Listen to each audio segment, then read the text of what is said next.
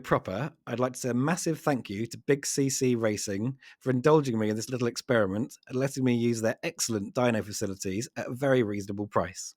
The Kove is somewhat different to the bikes they usually work with, but we've had a lot of fun with it and I believe uncovered some really interesting data. Big CC Racing are celebrating their 30th anniversary this year, so whilst I can assure you this video is not sponsored by anyone, if you like bikes, particularly very fast turbocharged bikes, and who doesn't, check out the Big CC Racing Facebook page and give them a follow. I'll put a link in the description to this video. I also want to be transparent from the beginning that I am certainly no expert when it comes to motorcycle tuning.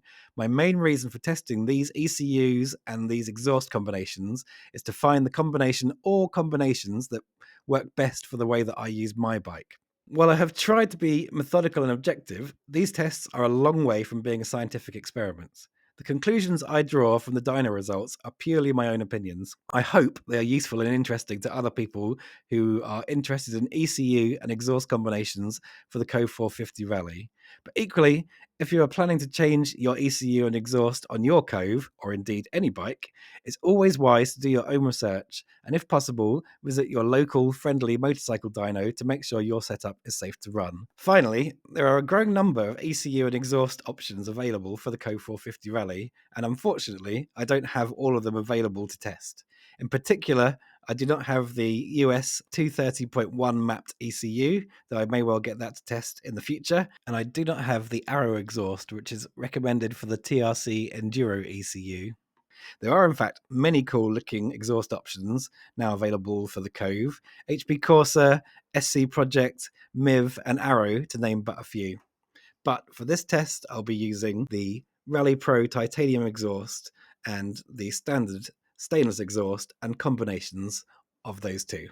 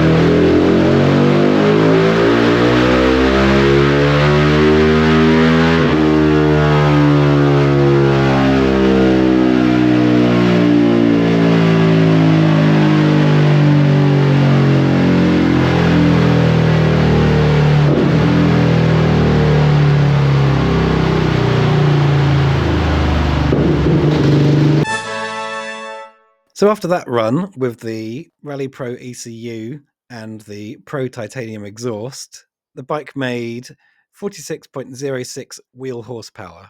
That's 6 horsepower more than when we tested it with the stock ECU and stock exhaust. And looking at the graphs, it had a little more power in the mid-range than the stock setup, and notably more power at the top end. The air-fuel ratio was perfectly nominal and nothing to worry about there. Or, in the words of someone who has sat on thousands of bikes on a dyno and is very attuned to how they're running, that feels not so bad.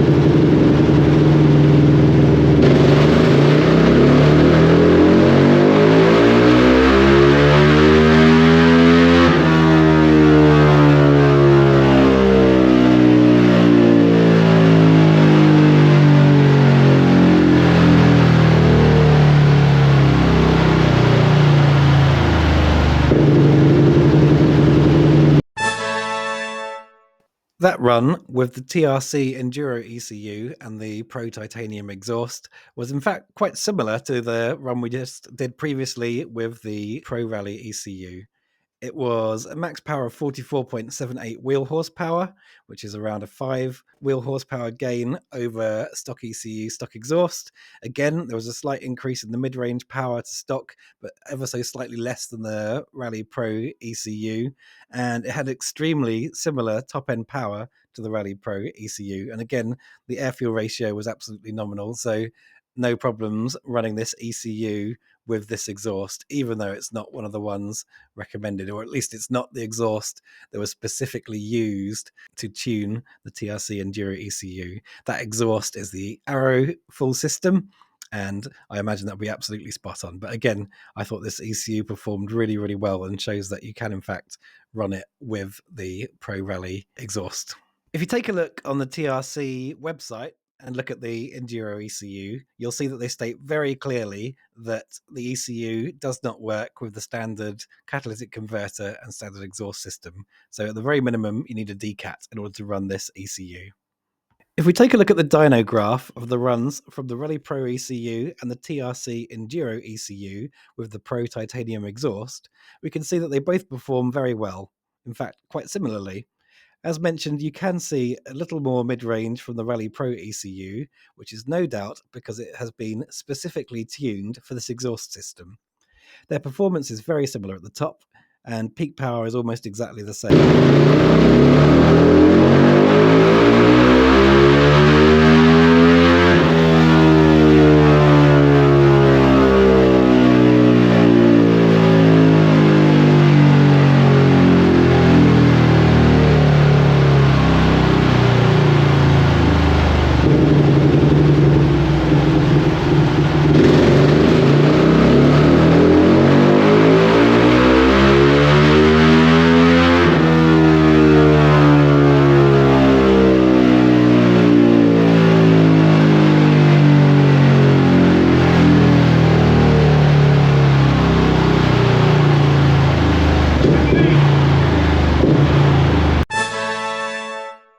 Now, this for me was a very interesting run, as it was the first time that we'd used the Coober ECU in anger.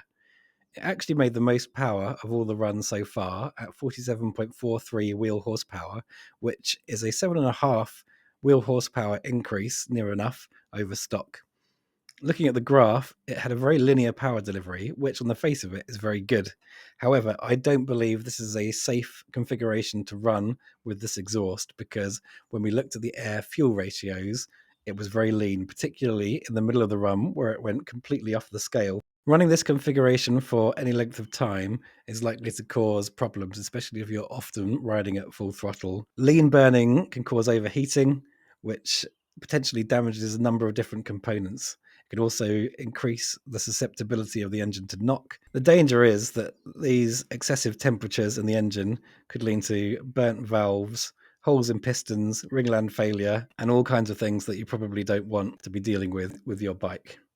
Now, I was kind of expecting this to be the case because the Coober website does not say that it is compatible with the full Pro titanium exhaust system. It specifies that it can be run with the stock exhaust or a Decat pipe with the stock silencer, or a third-party aftermarket silencer. It doesn't suggest that it could be run with a completely unrestricted exhaust system, although equally, it doesn't explicitly say that it can't. So I'll share these findings with Coober, and you never know, they might update the website to be more clear. The results were still very encouraging, and at this point I had a feeling the Coober ECU was about to perform pretty well in the next test, after I had swapped the unrestricted Rally Pro titanium silencer for the stock silencer.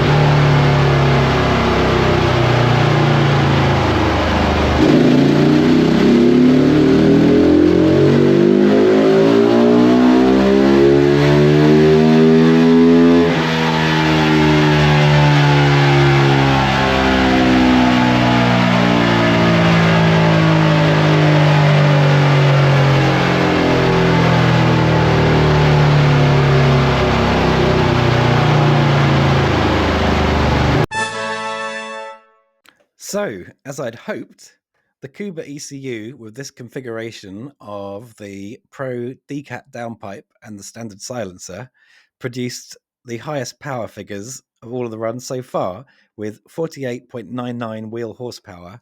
That is very nearly a 9 wheel horsepower increase over stock.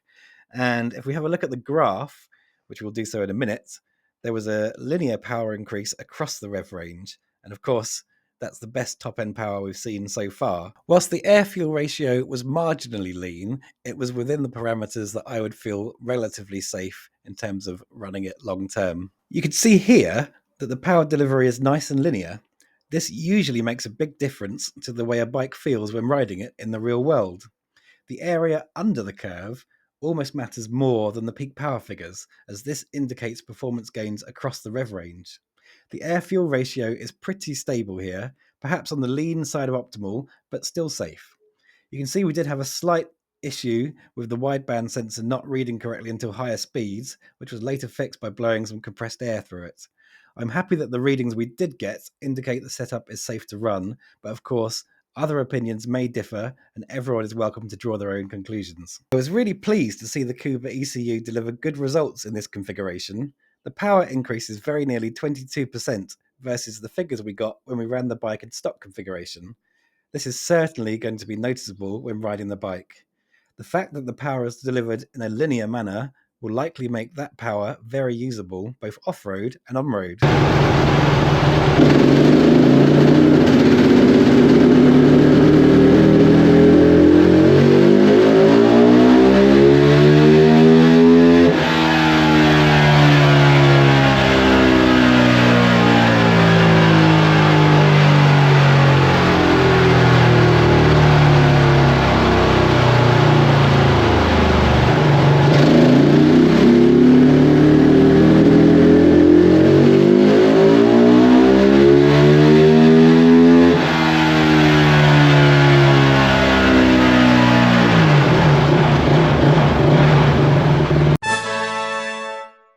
So for this run, with the TRC Enduro ECU, the Decat downpipe and the stock silencer, we can see it really wasn't happy at low RPM under wide open throttle.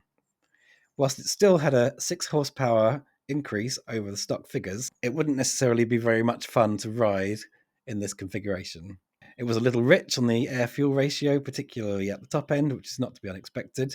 So it's fairly clear to see that if you're looking to run TRC Enduro ECU, the very best thing you can do for your own riding enjoyment and the protection of your bike's engine is to get one of the approved TRC exhausts, which they offer on their website, which all look excellent. My advice would be, don't just stick a downpipe on your standard silencer. As we have seen in the previous test, it is perfectly safe to run the TRC Enduro ECU with the Pro Titanium exhaust and silencer, but I have a feeling if you really want to get the most out of the performance from that ECU, one of their specifically tailored exhausts would be your best bet.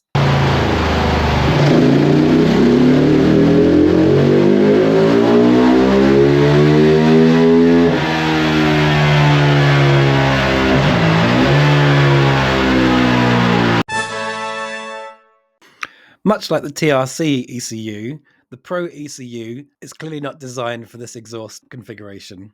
Whilst it did have a max power of 47.85 wheel horsepower, which is a considerable increase versus stock, it was quite juddery at low RPM, clearly overfueling, and there was less throttle response than when it was run with the Pro silencer.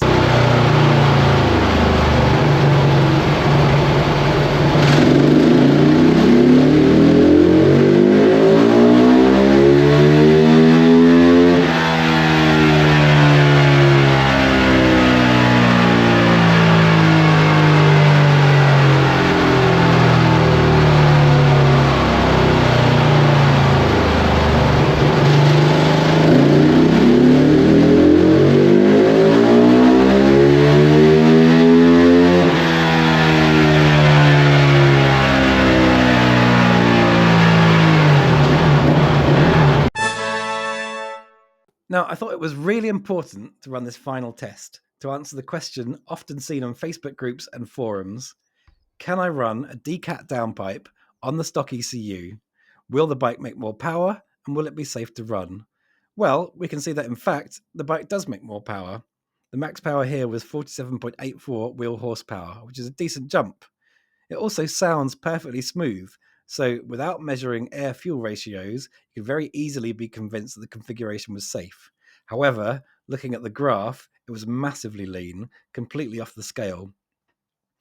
I think this really demonstrates the potential problems that can easily be caused by fitting parts without checking the fueling. If, for example, you were to buy and fit a Decat downpipe to your Kove and run it with a standard silencer and stock ECU, at first you would likely be very pleased because there will be a noticeable increase in performance. However, with it running this lean, it will likely only be a matter of time before excessive combustion chamber temperatures result in damage, problems, and expensive repair bills. So it is almost certainly advisable to change your ECU if you're looking to run a Decat downpipe. So, after all of that, what am I going to run with for now? Well, I have been really enjoying riding with the Rally Pro ECU and the Pro Titanium exhaust recently. It definitely offers improved performance over stock, and for me, it sounds great. However, for the ride home from the dyno, I refitted the Coober ECU with the Decat and the stock silencer, just to see if I could really feel the difference in performance. And I have to say, I was really impressed. It would be a little over the top to say it feels like a completely different bike, but it definitely has more punch in the mid-range and pulls really, really well right up to the red line. So for now, and until I get distracted by something shiny looking, I kind of wish I had not seen that there's a Leo Vinci Black Edition exhaust available, because now I want one. I'm very much looking forward to refitting the proper wheels and testing out the bike on some trails this weekend. If you've got any questions, comments, or thoughts on this video, please drop them down below. And if you have enjoyed it and would like to see more of this kind of thing, please don't forget to subscribe. In the meantime, I will catch you on the next one.